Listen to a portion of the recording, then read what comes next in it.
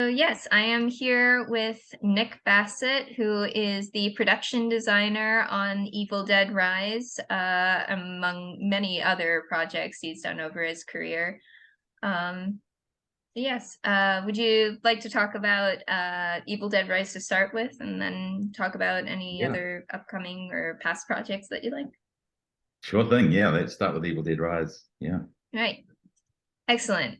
So, when working on the movie, and generally creating the production, the sets, all the way you wanted the film to look, did you think of it as a remake, or sequel or requel to the Evil Dead series, or as its own unique project? And how did this affect creative decisions? I saw it as a unique project. It's hard to ignore the history of Evil Dead, and it's kind of hard to ignore that kind of impact it had on me personally. And as a sort of as an audience, I remember loving that film when it came out, and the imagery stuck with me. And probably more subliminally than anything. I don't think I kind of obsessed over it or anything. It just stuck with me as a style of filmmaking. And then got the chance to do Ash versus Evil Dead as a TV series, and that was kind of my first foot in the door to actually, right, we're gonna have to realize something that kind of works with the franchise. And was lucky enough to work with Rob Tappert, and we've known each other for a wee while. So and he invited me onto it, met Sam, and so all of these kind of people, the personalities and the history of the show are kind of definitely tied up with the people. And Bruce turns up, and he's a really big part of it as well. So the Evil Dead franchise is really a sum of many parts, I think. So to get to the kind of the look of it, I mean, I certainly didn't, when Lee's script came along and I was lucky enough to be asked to be involved, I didn't see it as there's a style that we kind of or a certain preconceived idea of it. It was more just let's unwrap it as a new thing. But it also made sense, in talking with Lee and realizing that he loved, he's inspired by these films as well as writing his own script. So the look kind of evolved as a something that I wouldn't say it's a nostalgic look, because that seems a bit wrong, but definitely an old-fashioned approach to filmmaking, and that kind of gives it its style. I think very handmade. The sets are all built from scratch, so we kind of design and build them all. Everything in it is built, so that gives you a very handmade, controlled look. And then you work with lighting, and kind of that's how it evolves. Really, it's the spirit of Evil Dead. A new script and a new take on it, but kind of what can we bring in that doesn't feel too forced and still feels fresh. And Lee was really big on that, and as were the producers. Like, everyone wanted something a little different. But having done Ash versus Evil Dead, I was quite aware of the fan base, and there's a sort of a pressure to make sure we kind of honor the fans as well. It's like the last thing you want to do is kind of put them aside and make this brand new film. And I think everyone involved was very, very kind of keen to make sure the fans liked it first. Yeah, excellent. So, obviously, having worked on the Evil Dead series, the TV series, like Mm. you know that the Evil Dead is not just all creepy cabins. Like sometimes it's creepy high schools, or Yeah, sometimes creepy like Airstream bands or whatever. yeah. But still, this Evil Dead Rise went in a different direction by bringing the Deadites to a crumbling apartment building in Los Angeles. What were some ways you made the production unique from the previous project, but still managed to like keep that like that touch of Evil Dead? Like you Mm. mentioned, the handmade sets definitely helped help Yeah. with that. I think uh it's interesting because I mean, it was a new setting for us. I'd never done a high rise, and this is a very unique building, so it has character already in the building. It's in our mind, it was. I don't think we ever imagined a clean, sharp kind of high rise. Although that would have been another way to go, and it would have had its own style probably. But in the script, Lee had always written Art Deco building, crumbling Art Deco building. And so we actually, I mean, when you read that, you go, that conjures up a lot of imagery straight away. And I actually sort of set about trying to find a building that we might be able to use for part of this as a real location in Auckland. And that's quite a tall order because it's not a very Art Deco place. But we kind of, and I found it quite early actually, a building that caught my eye, and I thought this could work as the tone of it. And I guess that's it, when you sort of see something. For me, I see it and goes, this feels right for this film. There might be another movie you work on where you look at a completely a different building, and it would just feel right for that film. But this particular little low building that I found that felt like the base of a high rise, it felt right for the script. And then showed, amongst other buildings, we showed Lee this building, and then he agreed that it was a really good starting point. We designed the rest of the building to go on top of it, literally to sit on top as a visual effect. And that kind of, I guess it's a spirit that you get with it. You start to understand now what will make a good backdrop for this story, and this building felt right for that. And that set us off in terms of how to design the rest of the apartment, essentially the interior of it. Kind of holding on to the architectural style, but then being able to expand into our style. And we added these kind of vines, which I'm actually really pleased we did, these vines that creep up the side of the building. They just add a little oddness to the building, and it's those things you kind of look for. You just look for personality. And I feel like Evil Dead, the original cabin in Evil Dead, is so memorable to so many people. And we were like, we felt it was important to make sure we had something that stood up to that. It was iconic as that and memorable as that. And those are the things you look for. But as I say, for another movie, you might look for completely different things. So I think that's what makes Evil Dead unique, is it has a bit of magic that can't quite explain what it is, but there's a sort of a style, a theme that drives you along the design path. So that's kind of where the beginning of the apartment began with the real building. It began with the spirit of the show, really, and kind of this desire to make something memorable and iconic. And then we went down the path of trying to make a kind of a very traditional film, in-camera techniques, rain, atmospherics, and these things, and they help kind of also. They were things that we know work. That anything where you can create an atmosphere and a sense of dread or a sense of claustrophobia, that those are the things that you kind of that's the atmosphere, and now we've got to create the kind of the home for it, really. You mentioned personality, and this being instead of like kind of a cabin or vacation spot, it's the apartment of this small family where like everybody's got to share rooms and all that kind of stuff. But at the same time, people try to like do their best to carve out their own little spaces and bring their personalities to life through like their decor and stuff. Were there any particular details you really enjoyed to like make this feel like a home and not just like a set? I think it's a good question, actually. Yeah, I mean, I think we started by thinking of what the building was. It's an old bank.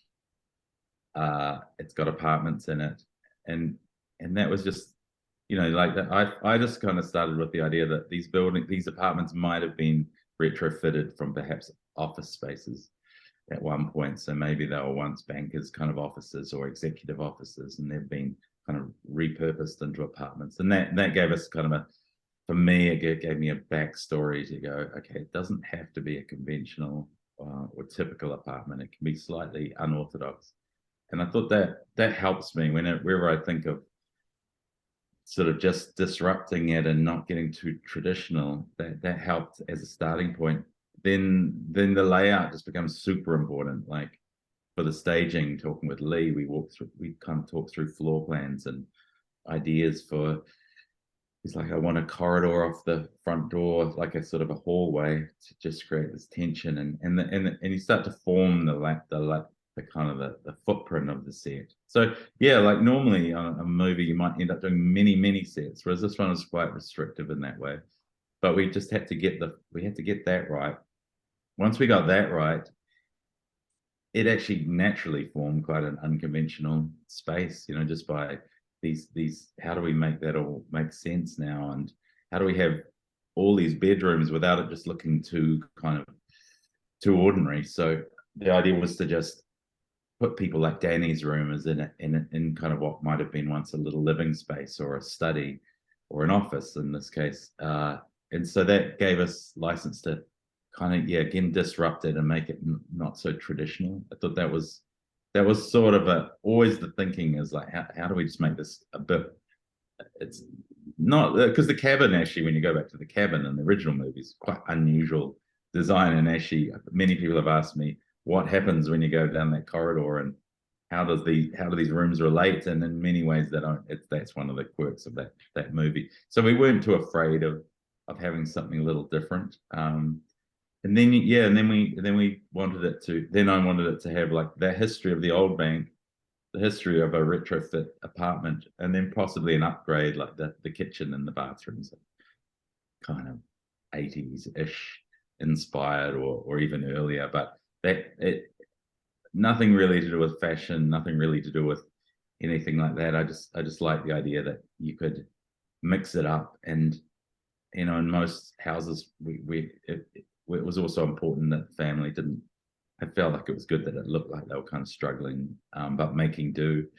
It's actually quite a cool apartment if you renovated it, but the renovation would probably bankrupt you. So this idea of all these layers in it, that's the personality, and then you put the personalities of the characters in, and the sisters sharing a room, and the tension that creates. Danny sort of almost has this prize room with maybe all his dad or the partner's records and things. I kind of had this idea that there were things there that were kind of left over from other family members. So that's really kind of where the personality comes from. It's just layers and layers of history, probably is the right word for it.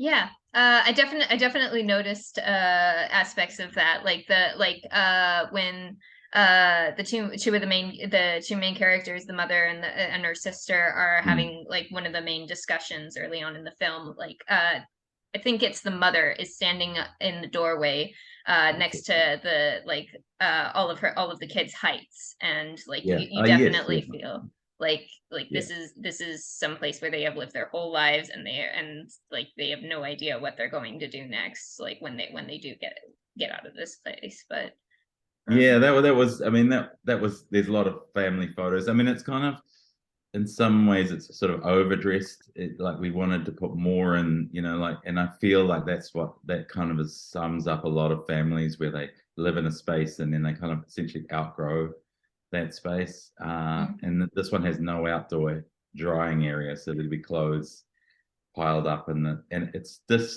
kind of dysfunctional in its own way, but it has a warmth to it. And then there's a moment where that kind of warmth leaves.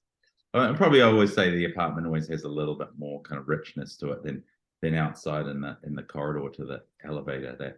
That's where it gets very cold and kind of foreboding.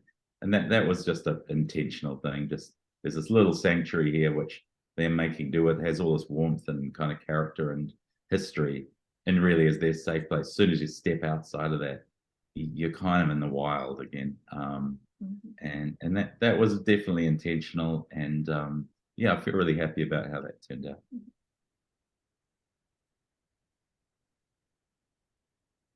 Yeah. Were there any planned sets that never got used or were cut like during like the pre-production process? Because the film makes a big emphasis on the one apartment that's abandoned, but has the access to the fire escape as their possible exit strategy. Of course, they end up like being forced to use the elevator instead. Yeah. I think the show ended up, I mean, in the earlier scripts there were things like we were going to be up in the vent, the air conditioning vent kind of ducting and things, and then there were moments like that. I don't think we ever talked about going into the apartment. I think that was this idea that Lee had of you're always trapped. It felt like the more you opened it up, the more you might actually kind of blow that feeling.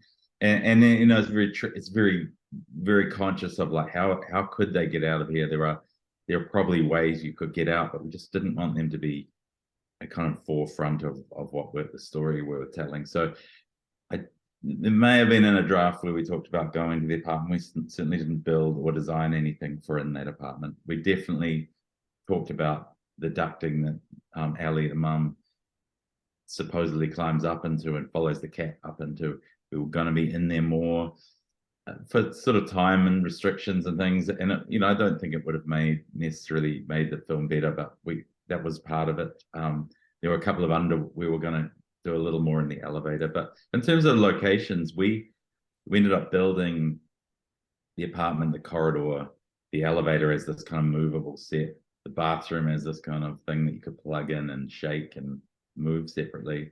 We built the parking lot as its own set piece, so that's actually built in the studio. The vaults, the cabin interior. So we had actually we've probably maximized our capacity on the kind of the budget and the schedule. Really, that a lot of this comes down to time and resources. So we pretty much built only what we needed. I think sometimes we're in some of the sets for less time than you would expect. Like there's a whole area of Ellie's kind of where she's doing her tattooing, that it's almost her little area, which would have once maybe been a dining area or something, or a sitting room. We didn't see too much of that, but everything is seen, but in quite fleeting glances. So probably watching it again, you might go, actually, we did see it. And for me as well, probably I would realize we've seen the whole apartment, but for a very short period of time. So we dressed it with that in mind. We were always going to see, I always assumed we'd see every detail. And that makes the challenge of that set really is you're going to be stuck in it for a long time. I mean, I remember when we started shoot, we were like, we're going to be, once we start shooting, we're in here for a heck of a long time. Forget how many days, but it's pretty intense. So you had to love it. And yeah, we had to design a set that we thought was going to be interesting and have enough variety, but also claustrophobic still. It's still trapped. Like that was really important, that it wasn't suddenly this huge space that you could get lost in. This is very much something you could understand. There were virtually no ways out of this building. So yeah, so that those I don't know if I answered your question, but that's kind of the idea of it anyway. That yeah, I'll leave it at that. Yeah, I definitely think that the small number of sets helped make the film feel very isolated. Managed to make like even this apartment in LA like made it feel like it was as far away from civilization as the Nobi cabin or any other location in Evil Dead. Yeah, I thought that was it. Sort of one of the things that by putting it in a building, you're already distancing yourself, but by not really connecting to the people below or knowing even who's underneath you, it felt like out of sight, out of mind was really strong for this film, and I think that was really smart. I feel like that was a really good decision. You almost didn't really know when they talk about the fire escape. I mean, that's almost just like, is that even real? Does that exist? Those are the things, if we saw it, I think we might have given away too much. So I thought that was a really part of our design, and part of Lee's direction was, let's not give away too much here, that this is all about them being stuck and all about their terror. So I think that, you know, it's kind of all part of the design, but it's all the storytelling. Yeah, if you give too much away, then people will start to go, I could see that they could have gotten out of that apartment. So yeah. Yeah, going back to the blood-filled elevator, that was an incredible sequence. And obviously it's a bit of a reference to The Shining, but also to like the general like floods of blood that tend to happen in a lot of Evil Dead movies. And So were there any like general horror Easter eggs that you particularly enjoyed building into the set, or? I don't think there were probably any. I mean, like I'll just go to kind of the style of all of that and the building and things, and kind of I don't know if it's not Easter eggs and it's not specifically referenced. And Lee, and this is the thing, Lee probably does have more. I mean, he's very much a horror fanatic, and is probably could answer this probably with 10 answers. But for me, I just think about the everything about that was done to make you feel like you're in a very old-fashioned, almost an old movie or an old, like there is history to it. The elevator almost, I grew up in Auckland, and there are old buildings, and people would flatten them and stay in them, and you'd go up into parties and things, and these little elevators that had all this atmosphere and smells of cigarettes and all those things, and so it was very much the Easter egg probably is that it's that it really wants, we're really trying to make a classic kind of style of movie, and it to have heaps of character. And you know, The Shining had that, and is incredible how it had that. And Seven had this incredible atmosphere, and these were kind of movies that we were trying not to reference too much. Actually, I mean, The Shining reference, there was definitely a consideration, is that this is, I think one of the producers said it, we don't want to just copy The Shining. It certainly wasn't the idea. It was how the heck did they get out of this place? And the elevator was going to be the way. There was no doubt in Lee's mind. That was the escape pod and escape capsule.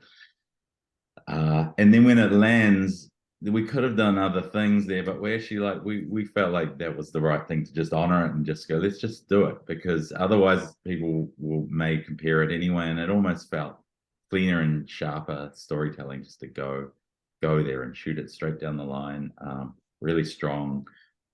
And yeah, and the probably the exciting thing about that elevator sequence was just how we achieved it. Like it was done again as a, so that to go back of like, it was the heart and soul of it is very traditional. We shot it with blood tanks and dropping this thing into the blood, and not having enough money to fill it up for blood, so we made the top of one and dropped that down and put the actors inside it, so it looks like the blood's right up to their head levels. And then there's a shot where Cassie looks out this little porthole kind of window, and there's a fish tank, kind of a glass tank with blood in filling up behind the glass. So she just a kind of old-fashioned film tricks, and it's probably where I got really, that's what's exciting when you're looking at the problem with kind of limited resources, and not bad resources, but just very limited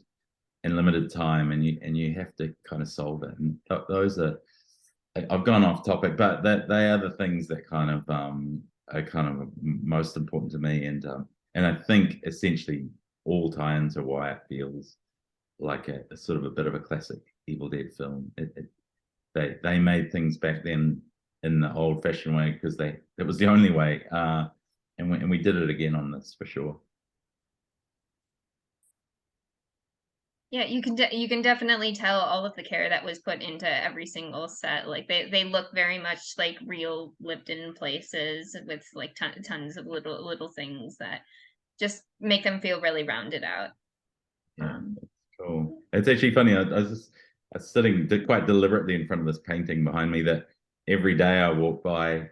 It's in our house, obviously, and there's so much of it in there. I didn't really think about it till the other day. I was like, so much of the colors of the show kind of just in this kind of random abstract image, and that I think those things, that imagery kind of inspires you a little when you're doing something, and subliminally you take it in. But yeah, there's that madness in that painting is definitely in the film.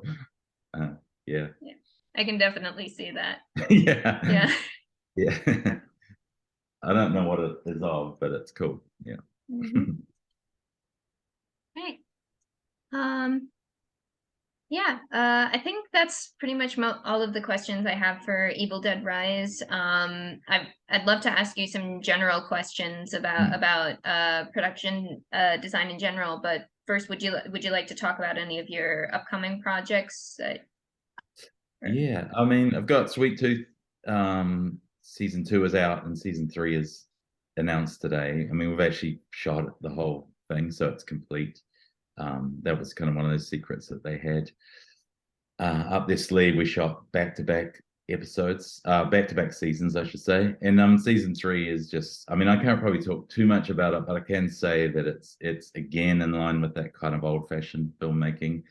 I don't mean that to make it sound out of date, but it's we would challenge and probably all the way through Sweet Tooth challenge with build things in this kind of as much in camera as you can, puppets and these kind of things, and as many sets as we can build just to kind of build a world. So I mean, that's something I'm really excited about, and every job I'm drawn to is the more you can build the world yourself and control it, the So better. sorry. Very quite different seasons. So season 2, I think, follows on quite closely with 1, and in terms of the look and feel, season 3 actually changes quite a bit, and so it gets a little kind of. I mean, the themes are very dark in that show, and we were trying to balance them. It's quite a tricky balance. Like, it's a very serious subject matter, and we're down to it, but it feels like a family show on one hand, but it's a very, very kind of serious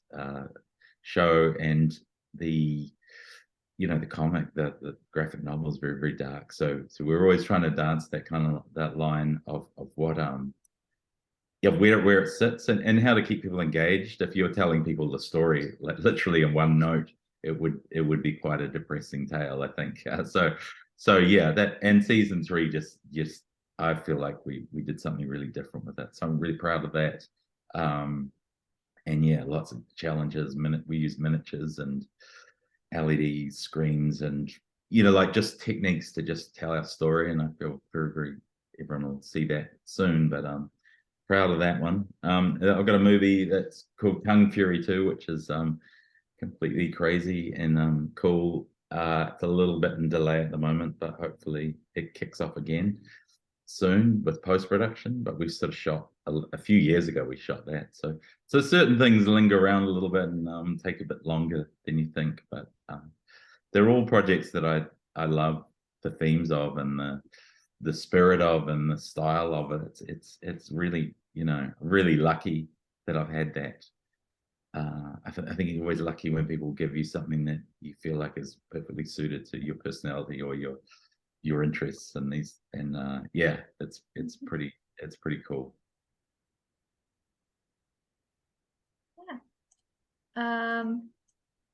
Yeah. Do you have any general resources or tips for people who want to learn more about production design and like engage with that aspect of film like a lot more?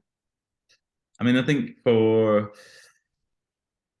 me, I've been quite lucky that I've worked through. I started doing design, then I worked through almost from the bottom of the film industry, through from running and set dressing and on set work, and I feel like that I really am grateful for that, to have seen so many productions being made through all those areas. I mean, very art department focused, but very much learning and watching how people do things. Just anyone who is interested in filmmaking to get onto set and really just know that it's not, if you want to be a designer, it's not all about drawing. It's about listening and watching and learning, and just trying to make processes simpler, and kind of keep thinking of ideas, and all about storytelling. So yeah, I feel very lucky that I kind of had a strong history all the way working up, and then just, if you can, for me, definitely, if I can work on things that I'm passionate about, and feel right. I have turned a few things down. I'm not in the privileged position where you don't always get to turn things down if you want to make a living. But it's important to do what you feel is the show for you, and that you can contribute to. I think everyone in the creative field would say the same. Actors would say the same. Like, if you put yourself, if you're excited about it, it will probably create good work, and those good relationships. So yeah, and it's just team all the way for anyone in the arts department will know that the team is your main strength, and art directors and set decorators, prop masters, designers. It's a big group of us, and that's the key to success, is just to get good people, surround yourself with good people, and be as good a communicator as you can be, really, and try and inspire. I'm very big on imagery, just getting imagery out for people to absorb and join in the creative process with me. So very, very collaborative like that. And yeah, that's worked well for me. Excellent. Yeah. Yeah. And what would you say is your favorite production that you've ever worked on? Probably like favorite production would probably be, and without, just was Ash versus Evil Dead for me personally, because it was probably the first proper production design job I had where someone says, we've got a job, do you want to do it? And I didn't have to audition for it, amazingly. I got given it and it was so much fun, and meeting Sam and being part of this story, this comic book that we're essentially making. It felt like we're making a comic book thing, all this history. And it just felt like a real privilege, to be honest. That job was, I learned so much. We put a really cool team together, and we still all work together. I work with the same people a lot. And we just dived into that show and kind of just loved it, really. Like, yeah, because it was a comedy as well. It just added a sort of a lightness to the whole environment. It was very collaborative on a make level, and a design and script as well. We would all look at the script together and work it through. And yeah, I mean, that's a highlight. But everything you do after that is you enjoy as well. So I'd probably say that's the favorite, just because it was the beginning of kind of a nice era of cool work that I've been able to do. So yeah, really, really grateful for that.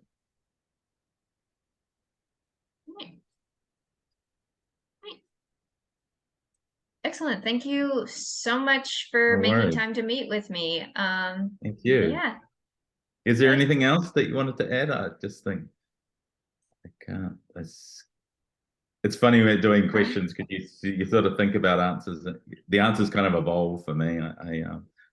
But yeah, I think that kind of covers most of it, probably. The only other question I can really think of is if you personally faced the Deadite, and you could either use the chainsaw or the shotgun, which one would you reach for? I think but me, because I'm probably a coward, I'd go for the shotgun. But I think the best choice would be the chainsaw, because yeah, like the Deadite, actually the Deadite law that we had on Evil Dead, on Ash vs Evil Dead, was that you had to remove the head of the Deadite before it would truly die. So there we go. Mm-hmm. Although it's an ever evolving law of horror, that one. So, but yeah, it's none, probably. I'd probably run as fast as I could, truthfully. Yeah. That's yeah. Yeah, thank you so much for thank you. I hope it was interesting. It's funny. Yeah. It's always hard to know, but yeah, a little bit of info anyway. Yeah. All right. Well, yeah.